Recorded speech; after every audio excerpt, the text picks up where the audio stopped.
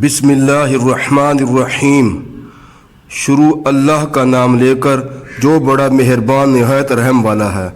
الف لام میم ذالک الکتاب لا ریب فیہ ھدی للمتقین۔ یہ کتاب قرآن مجید، اس میں کچھ شک نہیں کہ کلام خدا ہے، خدا سے ڈرنے والوں کی رہنما ہے۔ الذین یؤمنون بالغیب ویقیمون الصلاۃ ومما رزقناہم ینفقون۔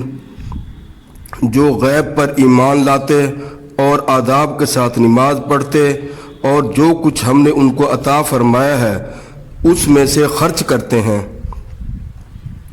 والذین یؤمنون بما انزل الیک وما انزل من قبلک وبالآخرۃ ہم یوقنون۔